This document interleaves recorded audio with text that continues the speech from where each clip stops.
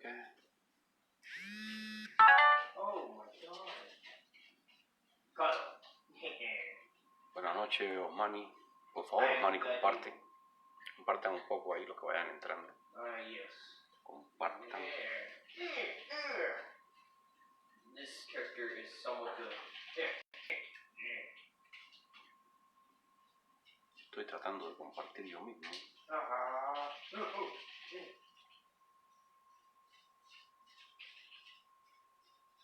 You have still my kid. I shall not forsook you. Saludos de San Antonio, Texas. Saludos desde acá, desde el área de Tampa. Vivo en realidad en un pueblito que se llama Sevier. Es Tampa. Y tengo un cuñado que vive ahí en San Antonio. Yo mismo he estado muchísimas veces en San Antonio. Me gusta San Antonio.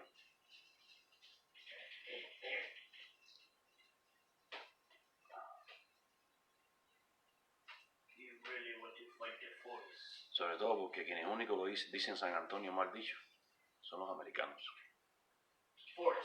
¿Te gustó el comentario de Rancho Luna? Bueno, no te lo voy a cobrar. Es algo que me dio placer, así que te lo regalo. Por favor compartan, hoy vamos a... Trataré de ser bien breve. Tengo la idea de hablar media hora nada más. Leonardo, por favor. Leonardo, por favor. Leonardo, por favor. Tengo la idea de hablar media hora.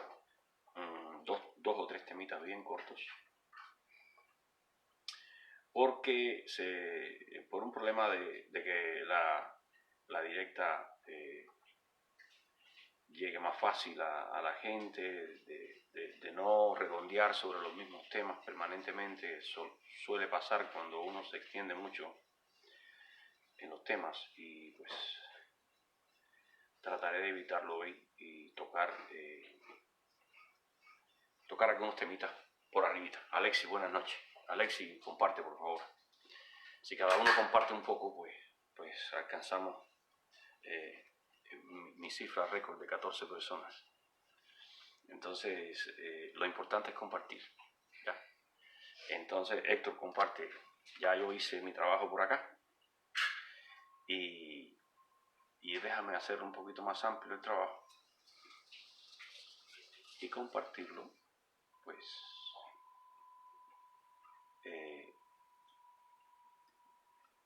compartirlo en algún grupo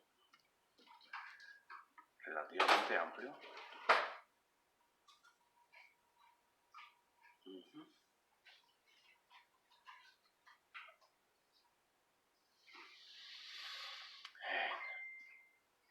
Ya. Yo pienso tocar hoy algunos temitas, ¿no? Que ya he venido tocando anteriormente,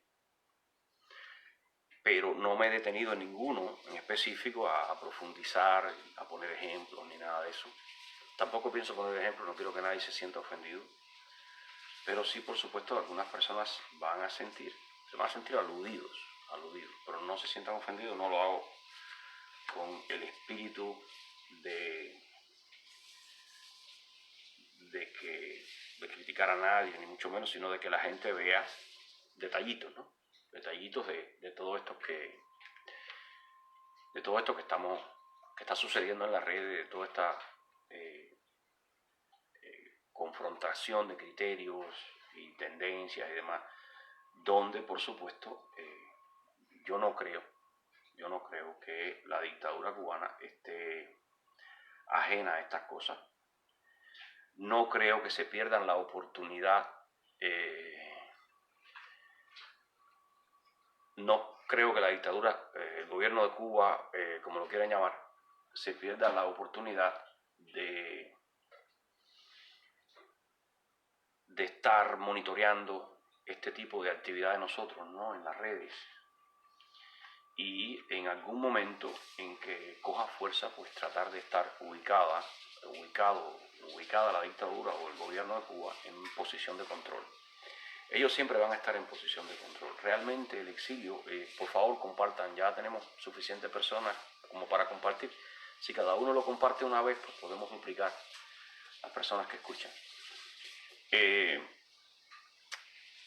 Yo no creo que ellos se pierdan en un ambiente como este, en donde pueden posicionarse, primero controlar qué hablamos, qué decimos, y segundo, pues posicionarse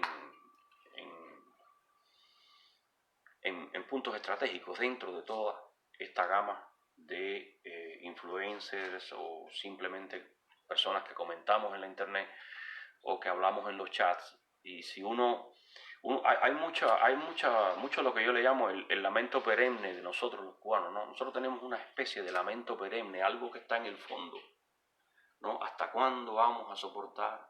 ¿Hasta cuándo el pueblo de Cuba? Y entonces ese lamento perenne que yo le llamo el fondo de toda nuestra denuncia, ¿no? Eso con el tiempo se transforma en súplica, y las personas que suplican, pues obviamente no luchan. La súplica es el sustituto de la lucha. La súplica es el camino de salida de los cobardes, de los ineptos, de la gente que no puede generar o que no quiere generar, que no quiere aplicar su inteligencia, sus capacidades en una lucha, ¿no? Y yo no estoy aludiendo a nadie, yo no quiero que nadie se sienta ofendido con esto, yo quiero simplemente que analicen lo que estoy diciendo y ustedes mismos traten de autosuperarse. O sea, no se trata de que... mira lo que... Marcos, el problema es que este teléfono agarra las cosas al revés. Si ustedes me permiten un segundo, yo volteo, pero no me voy a estar mirando yo y me es un poco difícil, pero lo voy a hacer por ustedes. Voy a voltear la cámara. O sea, voy a voltear la cámara para tomar por detrás. Y, mami, ¿por qué no vienes y me ayudas aquí? Ayúdame aquí. Disculpen un momentito, voy a voltear la cámara de tal manera que se agarre el cartel y se pueda leer bien. Asegúrate de que yo caigo en la cámara ahí. No, yo soy el que voy a tener la cámara. Disculpen un momentico, voy a voltear la cámara. Bueno, acá, ya, ¿ves? Preocúpate porque salga yo y el cartel completo. Dime lo que tienes que hacer ahí. ¿Tienes que hacer eso? Cuesta trabajo que llegue el cartel completo porque... ¿Ahí? Ya. ¿Ahí? Pero a pesar de que... No importa cómo yo salga. Sale completo el cartel, perfecto. Aunque a veces coge las dos T. Ya. Yo me voy a estar quitando de vez en cuando para que la gente pueda leer el cartel. Y ya estoy mirándolo acá en mi computadora, así que no me molesta mucho, solo que a veces le quito la vista al lente para mirarme a mí mismo. Eso es algo de egocentrismo que tenemos todos. Necesitamos necesariamente mirar una cara cuando hablamos. Y pues vamos. Pues bien, miren, toda esta vorágine de directas, de encuentros, de discusiones que se crearon, por suerte ahora Facebook y todo eso, de invitar a las personas, y no es que yo no quiera escuchar a los demás, me gusta leer comentarios, me gusta polemizar mucho por escrito, sobre todo porque estas cosas que uno escribe y discute, ya sea de religión, de política o de lo que sea, pues quedan ahí y mañana no me pueden decir que yo dije una cosa cuando dije otra, o yo no puedo negarte que dije algo que sí dije, porque lo que uno escribe pues se queda, ¿no? Entonces pues toda esta vorágine, por supuesto, yo pienso que un gobierno policial, un gobierno como el de Cuba, pues va a estar al tanto de todas estas cosas, pues va a estar al tanto de todos estos pequeños sucesos que ocurren aquí y allá. Ellos se ocupan de todo, ellos se ocupan de cada comentario, de cada cosa. No ocupa espacio la información es algo que no ocupa espacio. Así han trabajado siempre y lo han hecho con mucha eficacia. Entonces no tenemos por qué pensar que estamos atravesando este camino que es evolutivo, ¿no? Estamos evolucionando mucho de aquellas primeras discusiones inagotables, ¿no? A análisis un poco más profundos, ¿no? Y donde ya se ve que estamos poniéndole nombre a las cosas. Estamos hablando de un gobierno corrupto, Estamos hablando ya de cosas tan polémicas como de que el gobierno de Cuba en realidad no es ni socialista ni capitalista, es un bando de bandoleros, ¿no? Que es un gobierno delincuencial que por su propia característica delincuencial ha ido impregnando en la población actitudes y formas de vida delincuenciales. Y por eso es que hemos cambiado la palabra robar por resolver, ¿entienden? Y hemos pues, cambiado de toda en el socialismo, pues la palabra tráfico de influencia por palanca y cosas así. Hemos ido cambiando muchísimas cosas, ¿no? En el lenguaje, un poco para protegernos nosotros mismos de ser cómplices en una enorme, gran medida, gigante medida, de una mentalidad delincuencial que se ha ido creando en el pueblo de Cuba. Y todo esto es un poco, pues, es un poco conectable, es un poco, se puede, pues, conectar a la política. Yo les voy a poner, lo voy a poner lo más alto posible,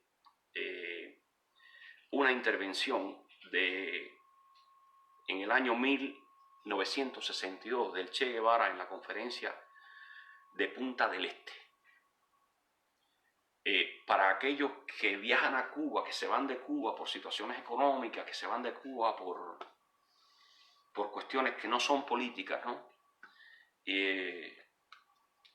Pues yo les voy a poner lo que piensa y lo que ha pensado siempre el gobierno de Cuba, en la voz de uno de sus líderes legendarios, innegables, y que estarán ahí mientras exista esa revolución, como ellos le llaman, con mayúsculas. Yo le llamo, quiero hablar en el idioma de ellos mismos. O sea, eso no es una revolución, eso es un grupo delincuencial, eso no es una formación política en realidad, es una formación mafiosa.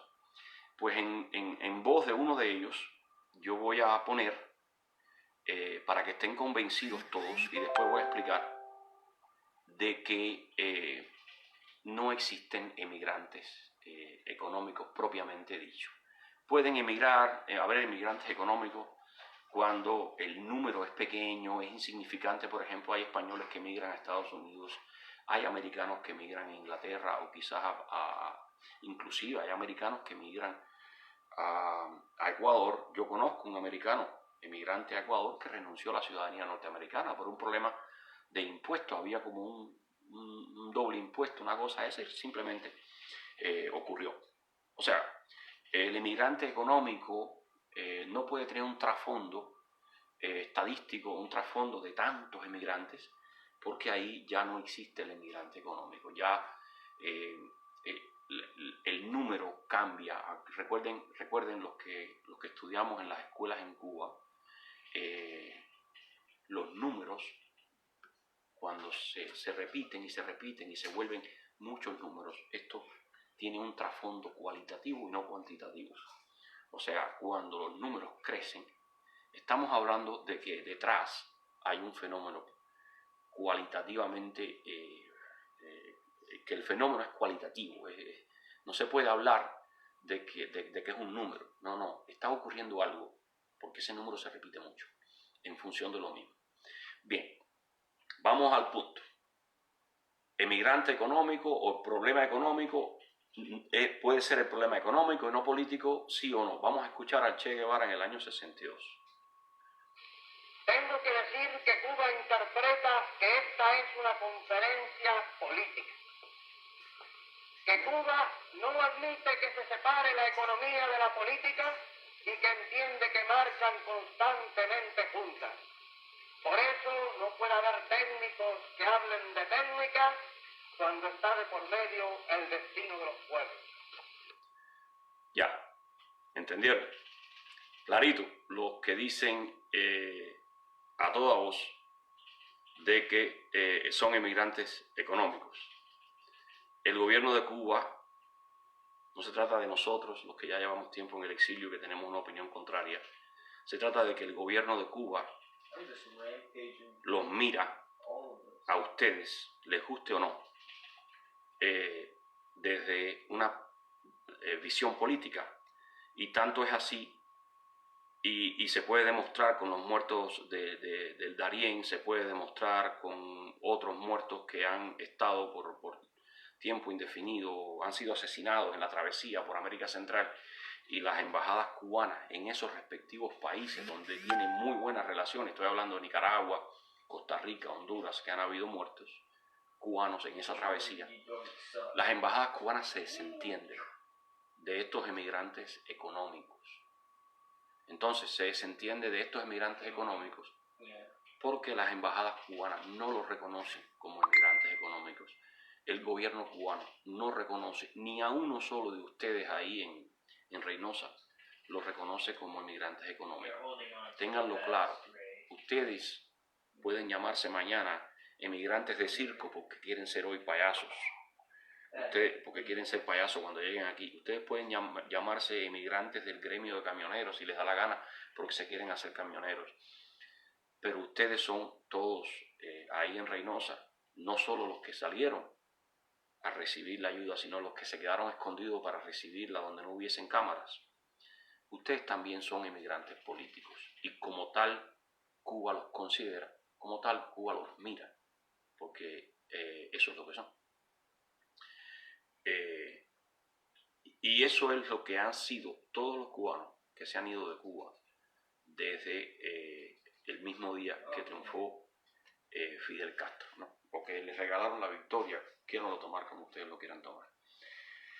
Hasta ahí quiero llegar en este asunto de los emigrantes. Bueno, voy a cerrarlo de esta manera, es una frase filosófica, muchos la toman como política porque es de la filosofía marxista, pero en realidad es de la filosofía, no es de la política. La frase es muy simple. La política es la expresión concentrada de la economía. La política es la expresión concentrada de la economía.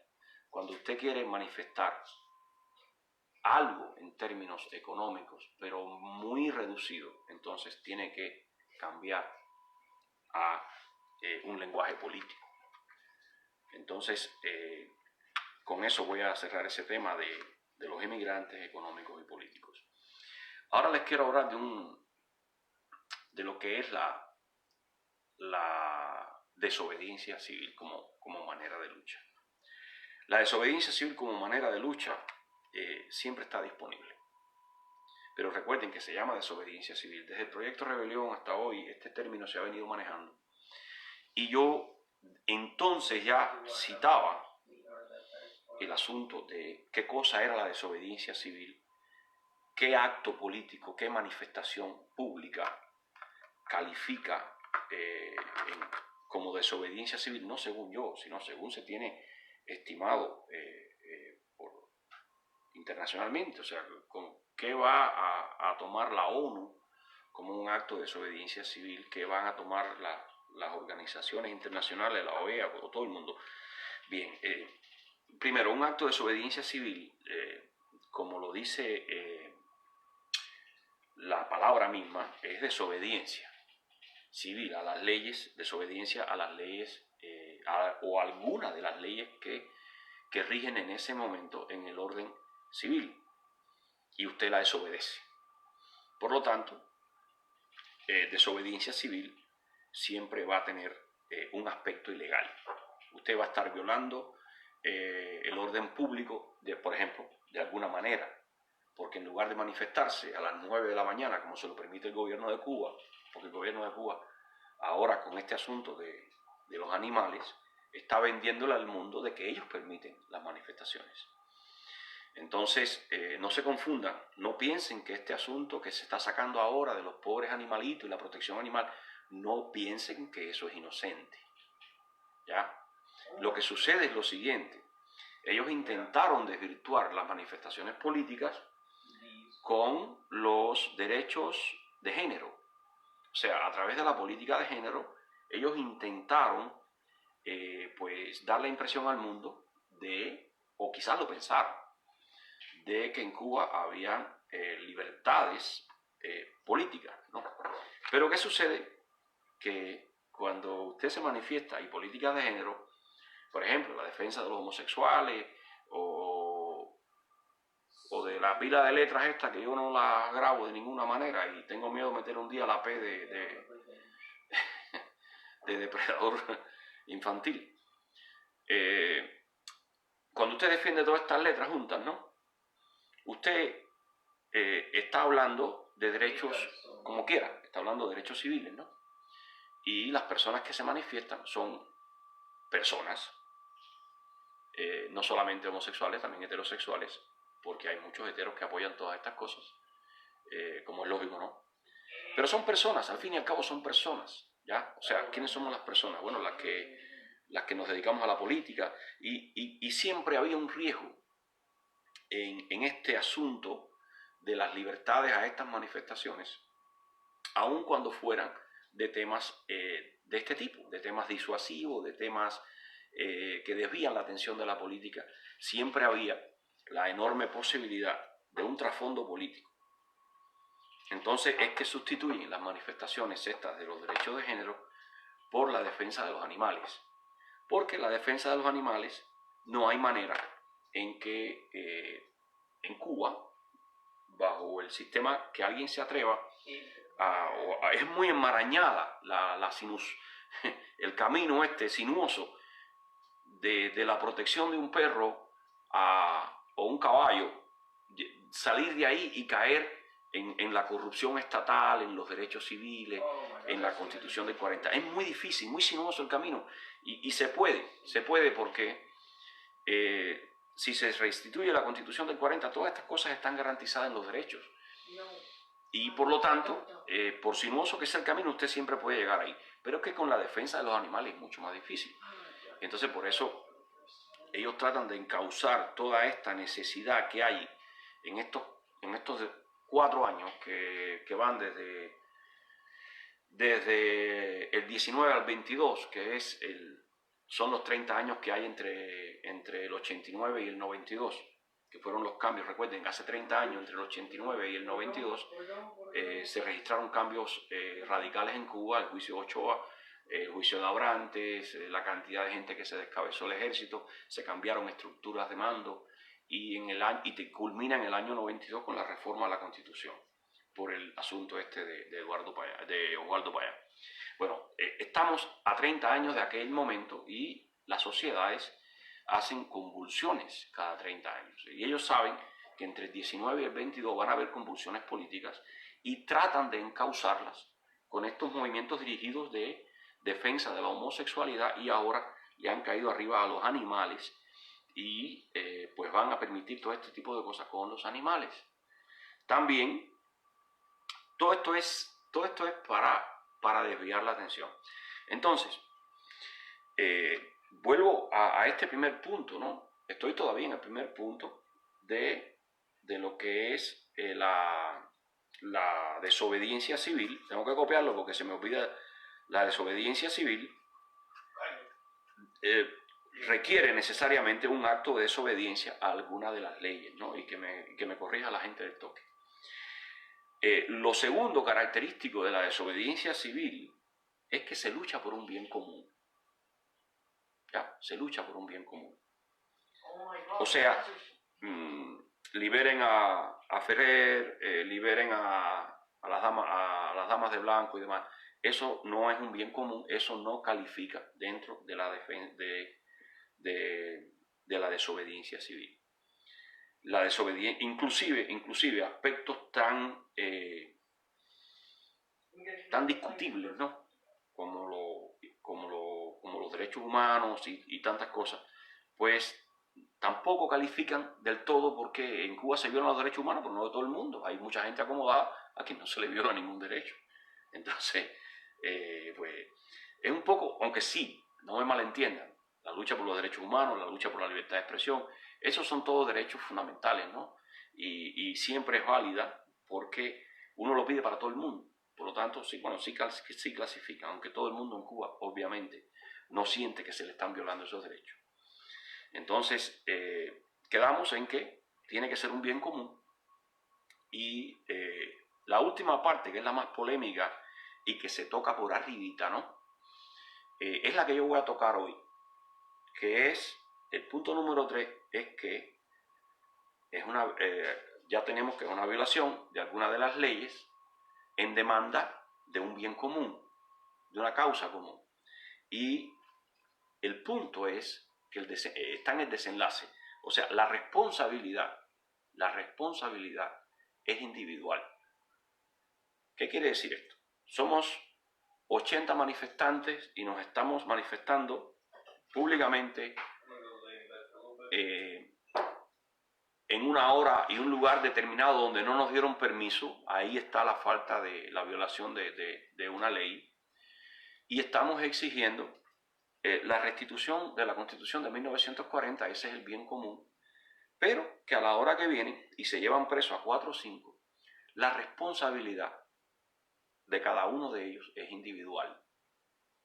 ¿Esto por qué se manifiesta? ¿Y por qué es necesario que sea así?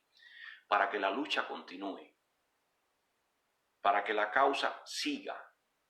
Siempre que vayamos 80 personas a manifestarnos y la dictadura se lleve a uno, nosotros vamos 80 el lunes, 80 personas el lunes tratando de restituir la Constitución del 40, vamos por ahí por Avenida G, por el paseo central de Avenida G, nos reunimos allí, pero a pesar de que habíamos pedido permiso, no nos lo dieron, nosotros de todas maneras fuimos, ¿no?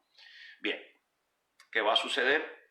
Que se van a llevar presos a 2 o 3 personas el lunes. Sucede que si el martes repetimos la manifestación, pero en vez de estar pidiendo la restitución de la Constitución del 40, estamos pidiendo la liberación de esas 4 personas, pues se desvirtúa la causa. ¿Ya?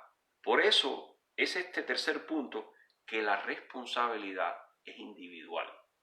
Y parece un poco cruel, pero así siempre fue. Así siempre fue. Los estudiantes salían y se manifestaban y les caían a chorros de agua y cogían 4 o 5 el lunes en las manifestaciones en contra de Batista, y el martes se repetía la misma manifestación en contra de Batista con 5 personas menos, que los estaban torturando, que a veces amanecían muertos en un cañaveral. Pero el martes la manifestación se repetía exactamente por la misma causa. ¿Ya? Entonces, ¿por qué? Porque existía la causa. Y es la misma que existe hoy, pero en el año 63-64 Fidel empezó ya a lograr definitivamente separarnos de las causas. Nos fue dejando sin causas. Ya, nos fue dejando sin causas y fuimos desaprendiendo a luchar. Al punto de que pueden salir ahora 20 personas, no voy a decir 80, no soy tan optimista, 20 personas, que ya es ser bastante optimista, a manifestarse por la restitución de la Constitución del 40. Yo no quiero hablar de otras causas, yo hablo de la mía. Y entonces agarran preso a Humberto Mondéjar ahí en el medio del parque, en la avenida G, en el medio del paseo ese que tiene por el medio, en la bajadita ahí donde antes estaban los artesanos. Imagínate que agarran a Humberto Mondéjar el lunes y se lo llevan preso. Y nosotros, airados, el martes salimos pidiendo la libertad de Humberto Mondéjar, allí en el mismo lugar donde lo cogieron el día antes. Y todo esto se transforma en una lucha por la libertad de Humberto Mondéjar. Y se olvida la causa. Se olvida la causa.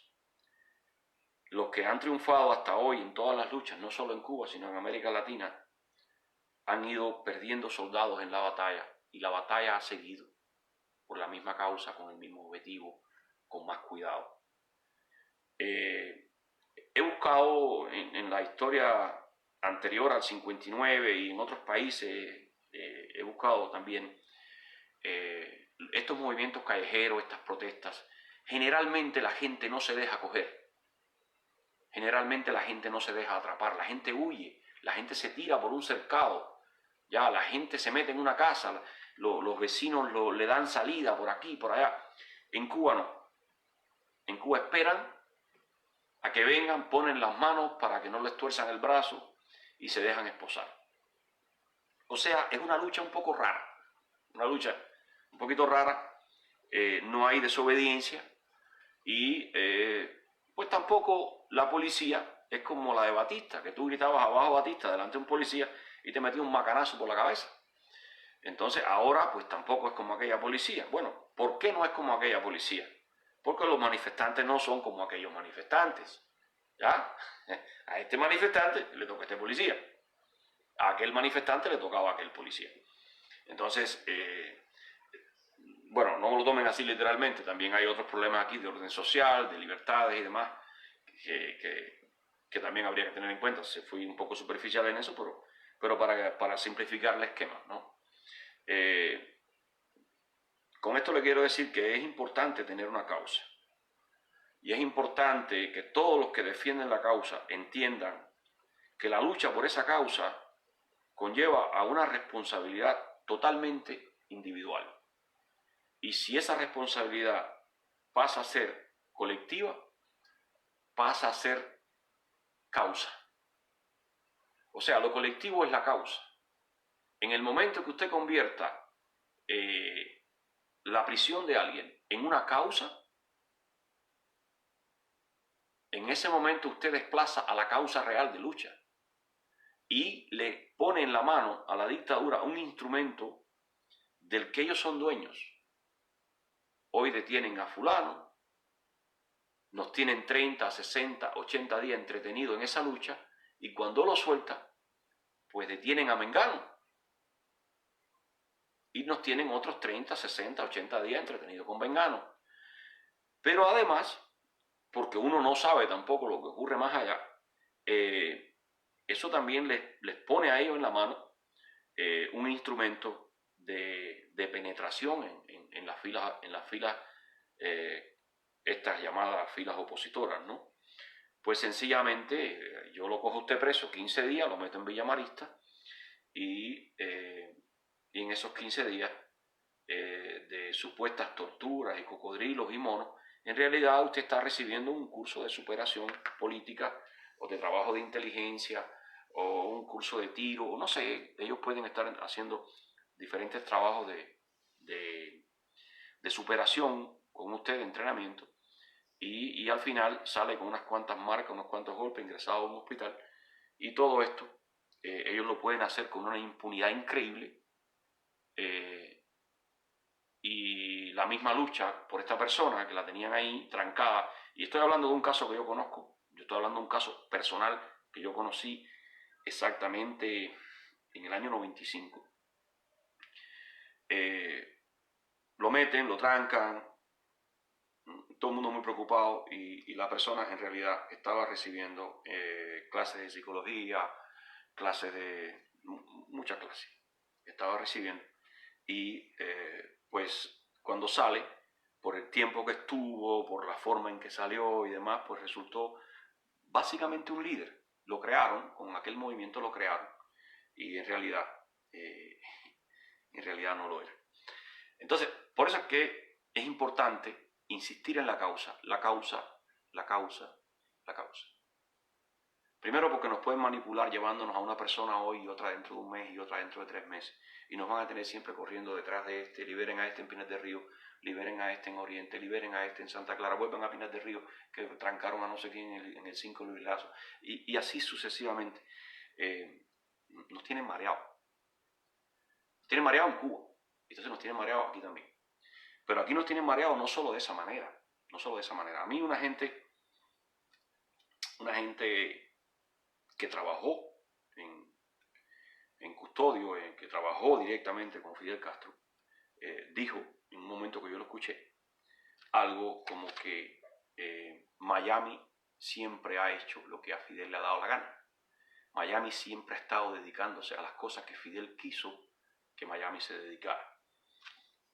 Y cuando escucho a Díaz-Canel decir que somos continuidad, yo un poco se me eriza la piel porque pienso, ¿será que ellos siguen manipulando los temas y las cosas a las que nos estamos dedicando nosotros? Y no estoy hablando de nadie, yo solo estoy dando la pregunta, estoy tirando la pregunta. Fíjense que primero les hablé de la causa, es importante tener una causa, y ahora les estoy hablando de las falsas causas. Mi causa es la restitución de la Constitución de 1940. Usted busque su causa y haga un esfuerzo porque su causa no sea temporal, porque su causa no sea campañista. Haga concéntrese en que su causa, pase lo que pase mañana, usted va a seguir centrado en esa línea suya. No sé si tiene un programa como el de Somos Más o el de La Payá, entonces defiendo eso, sin importar fulano, mengano o ciclano, porque lo que importa es la causa.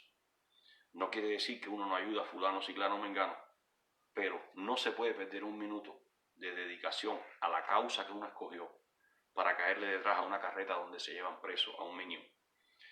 Tenemos que concentrarnos, porque mientras estemos detrás de estos bandazos y de estas noticias sensacionales que la más de las veces se prestan a apuestas, cuando usted ve que un tema que se esté discutiendo en las redes se presta a apuestas, a apostar, yo apuesto porque viene, yo apuesto porque no viene, ¿ya?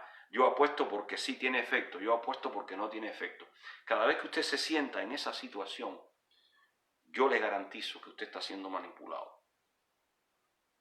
¿Ya? Yo le garantizo eso. Usted está siendo manipulado. Cuando un tema cualquiera es motivo de apuesta o sirve para hacer apuesta, usted definitivamente está siendo manipulado. Entonces, el tercer tema que quería tocar, cortito ahora, para terminar, es el tema del Partido Comunista. Es importante tocar este tema del Partido Comunista, yo no lo quiero dejar pasar. Yo escuché hace poquito, yo creo que hoy, ayer, escuché una intervención de Putin que no era sobre el Partido Comunista, era sobre Lenin, ¿ya? Y hacia la mitad del video, un poco más adelante, pues él habla algo muy interesante sobre el Partido Comunista respecto al gobierno, y dice algo de lo que hemos estado hablando nosotros mucho en las redes, ¿ya? Pero es algo fundamental, es algo esencial en la lucha contra la dictadura cubana. Él dice que el error y por qué se destruye el país es porque es dirigido por un solo partido que crea una estructura de gobierno que dependía mucho de la estructura partidista. Él crea, o sea, Lenin y Stalin y todos los comunistas soviéticos crearon una estructura de gobierno que respondía a los niveles y a las estructuras del Partido Comunista. Y básicamente, cuando se destruye el Partido Comunista, pues se destruye el gobierno. Y esto ocurre porque el gobierno había fundamentado todo su funcionamiento en los mecanismos y la estructura del Partido Comunista, del PECUS. Y eso de pronto me quedo pensando y digo, pues es que claro, está claro, lo que sostiene la forma en que funciona el gobierno cubano y la razón que lo sostiene es la política y la forma en que trabaja el Partido Comunista. Eso reduce un poco las cosas. No hay que luchar contra Canel, no hay que luchar contra el otro, no hay que luchar contra el gobierno, no, hay que luchar contra el Partido Comunista. El enemigo está identificado, es el Partido Comunista. Y no pueden igualar el Partido Comunista a la patria. Por lo tanto, cuando usted lucha contra el Partido Comunista, usted no lucha contra la patria. No puedes identificar al Partido Comunista con el gobierno. Por lo tanto, luchar contra el Partido Comunista no es luchar contra el gobierno, no lo pueden aceptar. Y de facto, de hecho, todo el funcionamiento del gobierno cubano se fundamenta y se basa en las políticas y el funcionamiento del Partido Comunista. Y eso es importante, eso es clave. Eso reduce todos nuestros enemigos y toda esa estructura rara que ellos tienen de órganos de seguridad del Estado y todo eso. Todo eso se reduce mucho cuando usted sabe que si usted ataca solamente al Partido Comunista y concentra todas sus fuerzas en acabar con ese partido, literalmente acabar con él, pues va a tener más posibilidades de éxito que si usted divide esa lucha entre gobierno, CDR y toda esa pila de cosas. Hay que concentrarse en el partido quien elabora las políticas, el partido quien las orienta, las ejecuta y lo hace a la sombra, básicamente de la misma manera que trabajan los órganos de seguridad. Entonces, y también al decir esto hay que hablar claro. Sabemos que hay 600.000 y tantos, 600 y tantos miles de miembros en ese partido, y por supuesto que no todos son iguales, pero lo que sí es igual para todos es la organización en que ellos militan. Y ellos hay que empezar a hacerles saber que militan en una organización de delincuentes que tienen usurpado el poder. Y eso lo van a entender ellos mejor que nadie. Ellos saben cómo ellos trabajan, ellos saben que no son honestos, ellos saben que usan mecanismos vergonzosos, ellos saben que están cometiendo injusticia la más de las veces. Y pues ahí es donde hay básicamente que dirigir la lucha. Los que estén luchando en Cuba, y me escuchen, los que estén luchando en Cuba y me escuchen, los que quieran luchar en Cuba y me escuchen, yo les aconsejo que si van a luchar, no pierdan su tiempo dirigiendo su lucha contra otros, contra el poder popular o dirijan su lucha contra el Partido Comunista. Traten de influir sobre los militantes del partido que ustedes conocen, porque ahí es donde está la fuerza de ellos. La fuerza de ellos está en el enorme poder que tiene el Partido Comunista y si se destruye ese poder, si se descubre lo corrupto que son, si se descubre lo mafioso que son, el gobierno no tiene futuro, se destruye completamente. Sucede lo mismo que en la Unión Soviética, de un día para otro, aquello termina. Porque están usando el mismo mecanismo, están usando exactamente todo igual. Y yo lo digo públicamente, sin miedo a que ellos me escuchen y puedan rectificar. No pueden rectificar.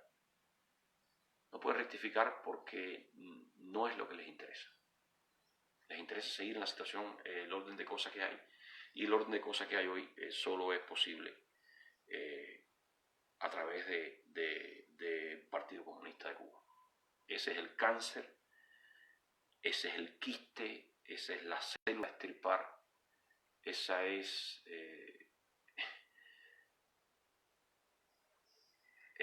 la pudrición que hay que sacar. Ellos son los responsables, el Partido Comunista de Cuba son los responsables de la situación que hay hoy en Cuba. Y yo sé que hay mucha gente de vergüenza ahí, y a esa gente hay que trabajar con ellos, hay que sacarlos de esa organización y hay que trabajar en el sentido de destruir, desprestigiar ese partido en el pueblo. No es difícil, ellos no tienen prestigio, no es difícil desprestigiarlo, pero hay que enfocarse ahí, en otras direcciones. Vamos a estar fajados con fantasmas, vamos a estar fajados. Hay algo, y lo voy a decir, y los que estudiaron, los que son hoy jueces ya con experiencia en Cuba y estudiaron en la Universidad de La Habana. Yo tuve una conversación con el jurídico del Ministerio de Educación Superior en el año 89, una discusión que tuvimos, y al final de la discusión él me dio a entender que él no tenía poder ninguno, pero la firma de él era la que estaba allí. Como usted no puede tener poder en un documento que usted está firmando. Entonces, Valdés Hassan, según tengo entendido, fue un profesor prestigioso, o lo es todavía, no lo creo porque ya estaba enfermo en aquel momento. Valdés Hassan me dice, nada más me sé de estos dos apellidos, Valdés Hassan, creo que lo conocían en la Universidad de La Habana.